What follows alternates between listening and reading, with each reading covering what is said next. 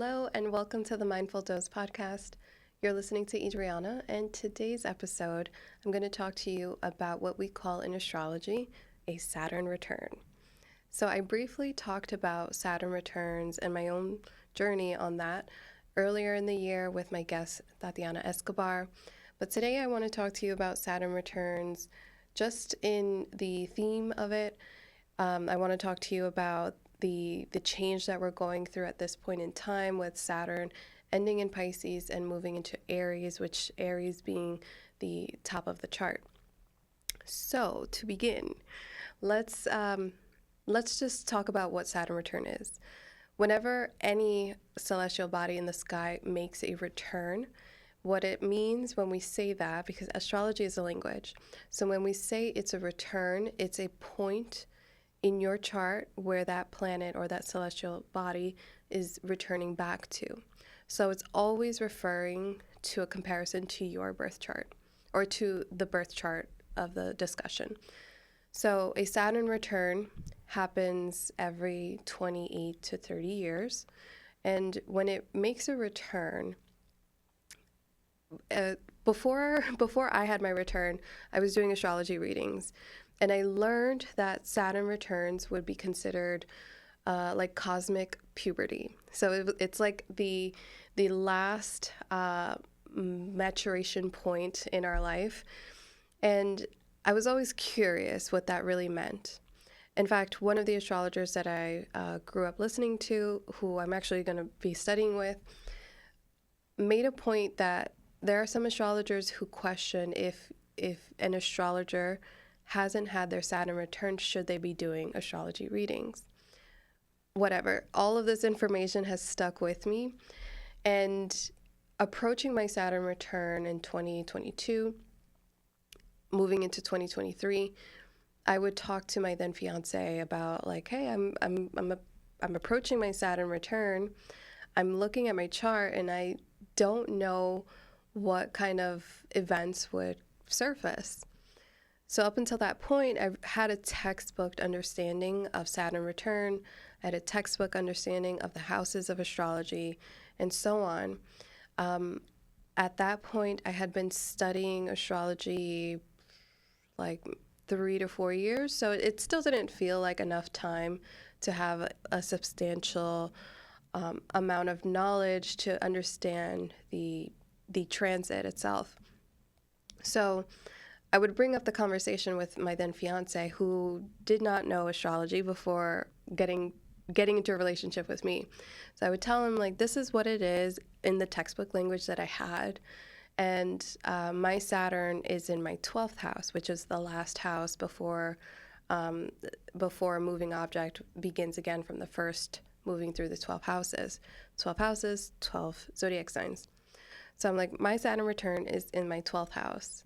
And according to my research, the 12th house would represent the feelings and the experience of isolation, and the type of examples that these textbooks would present would be similar to being incarcerated or being in a mental hospital and all of these kinds of things that just did not feel relevant to me. And I was like, I think I'm all right. I don't think that I'm a criminal or going through a mental health challenge to put me in a position like that.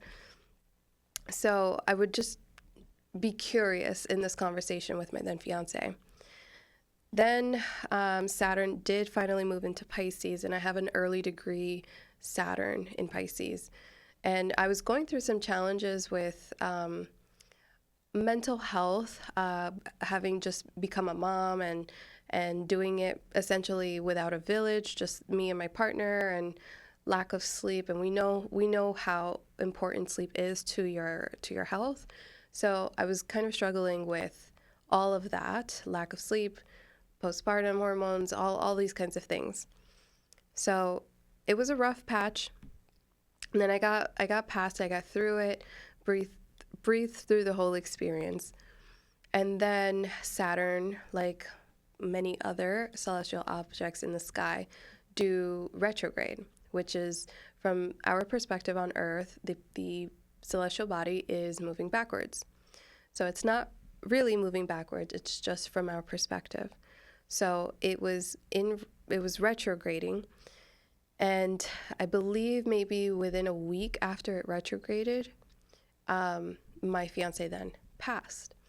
And there's another episode associated with that. But to bring it back into my Saturn return and that meaning of like isolation and just going through the experience of being alone, that was my Saturn return story. That was the beginning of the story. So at this point, I wasn't looking at the transits in the sky. I wasn't paying attention because I was not sleeping properly. I had a baby.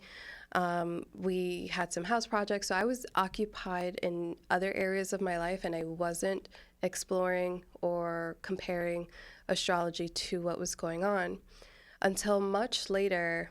And I was looking at astrology again. It's like I took a break from astrology.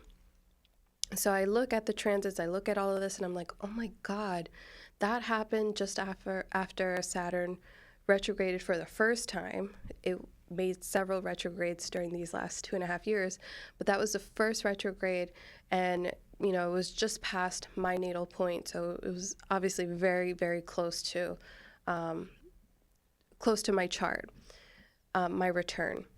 And so I was like making these connections, and then came across like Saturn is the teacher of time. And that really just, I got angry with that, because in my initial grief, one of the hardest points that I had to kind of process in all of that was how little time I had with my fiance. Mind you, when he was alive, when we would wake up and end our days together, life felt full. It felt like we had years and years and years on our back. Like, it just felt like, wow, we've only been together 4 years and it feels like we've been together 10, and in the best way. And then when he passed, it was such a sad statement. It was like, oh my God, we only had 4 years. And then adding on another statement of time that caused me pain and agony and my isolation and all that was, oh my God, I have such a long life left to live without him. And just thinking about time in that way, without him there, it was so painful. So when I connected the astrology of that time to my experience, I got mad. I got mad with astrology, and I was like, I give up. I don't want to do this. So I gave it more time.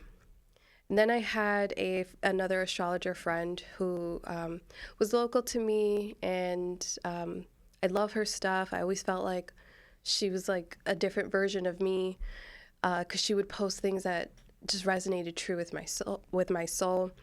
And I find out that she also became a widow in the same year. And getting in touch with her, there were a lot of parallels to our loss. And so we finally set up a call, and we get on the call and we just talk about our stories. And then I tell her, like, I hate astrology. Like, I'm not paying attention to it. I'm not doing it. And she goes, you'll come around to it. And I was like, it's like not happening. I was so firm about it. Like, I just did not care about it. It almost felt like astrology betrayed me, or it was just, I just had all these like ill feelings about astrology. And I couldn't tell you what turned, but I think that giving my grief time and letting myself process all of that and experiencing everything that I had to experience for as long as I did before I returned to astrology was important for me to really understand the teaching of time, which is what Saturn returns represent. They represent a teaching of time. And it's not an easy lesson. Saturn returns are pretty, I wouldn't say rough, but they're pretty limiting. Like, you can't escape from the teaching. And it's not to scare you. It's not to put these negative influences on astrology in your mind, but it is to let you know, like, not everything is rainbows and butterflies, especially with one of the esoteric topics that gets brushed under the rug because, like, it's not real. But Saturn's teaching is representative in everyone's life. I recently saw a quick clip of Jane Fonda on Michelle Obama's podcast. Don't quote me on that. But she was talking about aging, and time and aging are pretty close in the same topic. And going back to what I was saying, is like Saturn returns are like the cosmic puberty. It's aging. In what way? It looks different for everybody. But she was talking about aging physically and, on a physical level, like what you can see. And with her being in Hollywood, where your looks really matter, and your fame and fortune might dwindle if your vanity starts to, Hollywood stuff. So she's talking about it, and she made a point like that at 30 and at 60, she came to terms with aging and loves it, and just made these like really valuable points about aging and time and moving forward and reaching that full life cycle experience. These beautiful points. And I just wonder if she has an astrologer, because for her to say like at 30 and at 60, those are the time points that you would have your Saturn returns. If, considering a full life, you would have 2, maybe 3 Saturn returns, about 30, about 60, about 90 years old. So we all have a Saturn return story. It takes, for some people, a little bit of effort to think about that time, depending on how much time has passed since their Saturn return. And if they're not familiar with astrology, it might not hit you the same way, but the story is there for each and every single one of us. So for me, it was about the time that I spent. I wasn't physically alone. I had our son with me through the whole time. I made a friend out there where I live now, but out where I live, I made a friend, and there was still a lot of isolation. There wasn't a lot of interaction for a long time, and it took a lot of effort for me alone to go out and get my social cup filled. It takes a lot of mental effort to just prepare for like a weekend in Jersey, or we're going to go to this place that I've never ever been to, and I want to make sure we're prepared. And, so there was a lot that went into my Saturn return, and I'm so glad it's over. But I did learn a lot. And the value of time is one that will stick with me forever. I no longer feel that pain and agony of how short of a time I had with my fiance, or how much time I have left without him. And instead, I now utilize that experience as a teacher of how valuable every moment is, and how much I want to optimize every moment with any person that I'm with, anything that I'm doing. I'm not going to be perfect the whole time, but that lesson is now like written, encoded in every moment of my breath, of my mental awareness. It's there. And that experience of my Saturn return was a teacher of that. So at the time that I'm recording this, we're at the end of 2025. Saturn right now is in the very, very, very last degrees of Pisces, and will be moving into Aries in February of 26. So this is great for a lot of Pisces. This is great for water signs who have also been kind of like tied into the experience of Saturn and Pisces. But this is great really on a collective level, because Saturn is now moving to the top of the zodiac. The top of the zodiac is always Aries, and it ends in Pisces. So there's this theme of new beginnings happening. With the themes of new beginnings, especially in 2026, it's not just Saturn that is initiating a new beginning. It is Neptune also with Saturn initiating a new beginning in the sign of Aries. With Neptune in Aries, it's a time to be alive kind of theme with that, because we don't get to see a planet like Neptune have a return in our chart. And Neptune is one of the slowest moving planets, and we don't get to see it move through all the 12 zodiac signs in our lifetime. But Uranus, we may be able to. It takes 84 years. So Uranus is also another planet in 26 that is moving into a new sign. Not Aries, but will be moving into Gemini. Gemini and Aries have a type of relationship where they support one another. Fire and air work together to create something bigger. So I just want to bring it back to Saturn and Aries. The other planets we can talk about in another episode. But with Saturn and Aries, what I really look forward to is that we're now taking everything that we have kind of accumulated through Saturn and Pisces, everything that has like washed over us. Think about it like if you were in the middle of the ocean for the last 2.5 years and you're finally being pushed to the shore and you're just like walking out with just like sand all over you, little broken seashells, but you're walking strong, and every step, like even though you haven't planted your foot on earth in the last 2.5 years, every step is strong and it's activated, and it's like there's no stopping you. That is the shift from Saturn and Pisces into Saturn and Aries starting February of 26, and it'll be there for the next 2.5 years. Aries is an individual sign, so there is an element of individuality, independence, and thinking about yourself as an individual.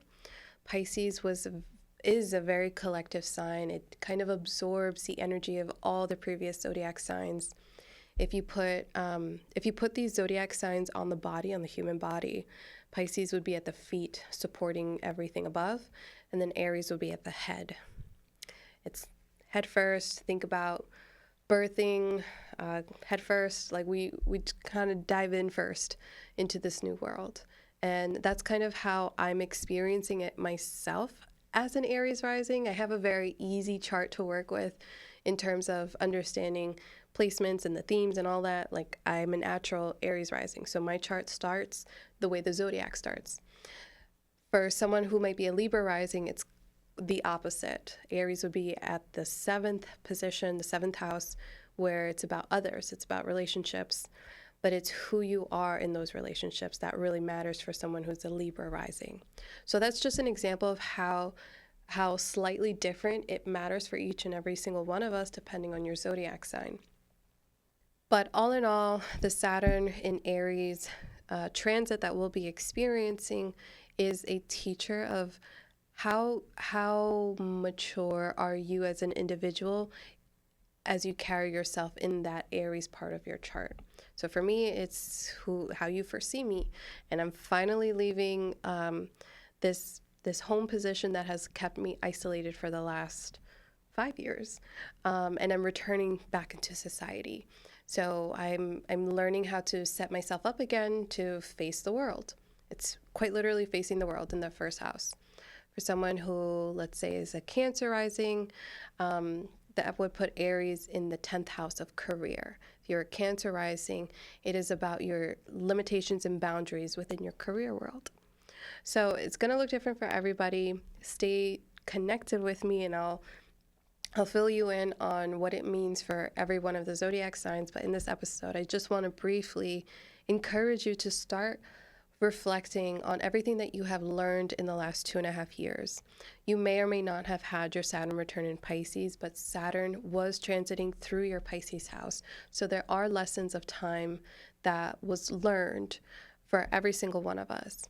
If you did have a Saturn return in Pisces, take a moment to applaud yourself because you've made it through, and you don't have to go through any strong teacher of time for the next 30 years. So that is my experience with the Saturn return. What I really want for our listeners to take away from this is that we are now moving from a water end of an era type of theme and moving into something very brand new and fresh. So take 2026 as an opportunity to step forward and be willing to experience and learn as much as you can. Be okay with not knowing everything that you want to do, be okay with knowing that you are going to have some limitations with what you can and cannot do that comes from your dreams. So everything that you have dreamed of in the last 2.5 years, it has potential right now. With the Saturn and Neptune conjunction in Aries beginning at the zodiac sign together, I think it's a very symbolic way of saying, but you can't do everything.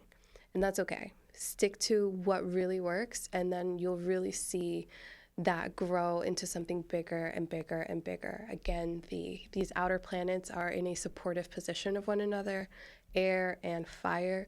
Just think about like a bonfire that's just growing and growing and growing. So I wish you the best of luck. I'll see you guys next time.